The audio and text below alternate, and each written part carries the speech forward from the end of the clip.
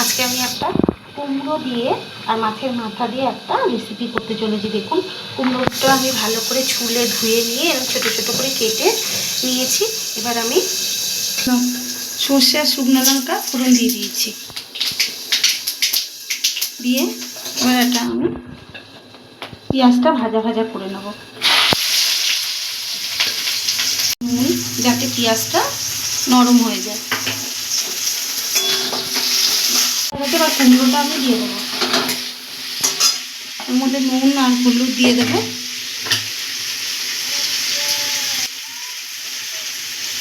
ভাজা ভাজা হয়ে গেছে, এর মধ্যে আমরা জিরে আর হলুদটা দিয়ে দেবো।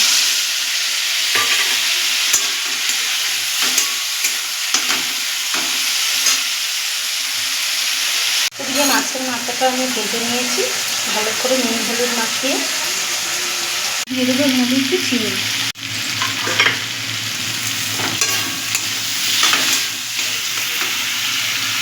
এবার এর মধ্যে মাছের মাথাটা দিয়ে দেবো। দিয়ে আমি এটাকে খুন্তি দিয়ে আস্তে আস্তে একটু ভেঙে দেবো।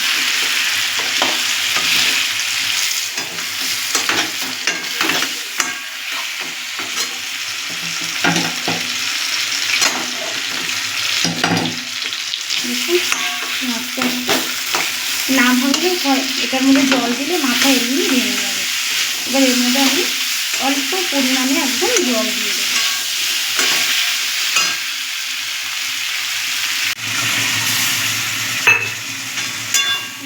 আমি একদম অল্প জল দিয়ে দিয়েছি। আঁচটাকে একটু মিডিয়াম আঁচে দিয়ে এটাকে আমি ঢেকে দেবো।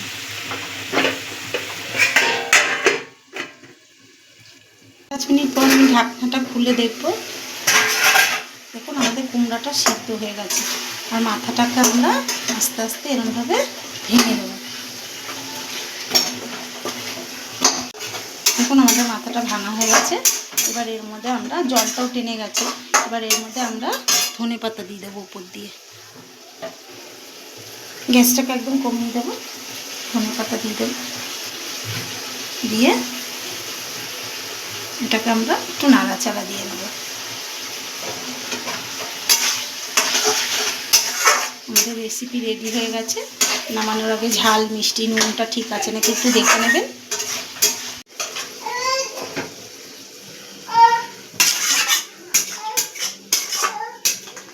দেখুন, আমাদের রেসিপি রেডি হয়ে গেছে। এইভাবে একবার বাড়িতে করে খেয়ে দেখবেন। আশা করি বাচ্চা বড় সবারই ভালো লাগবে।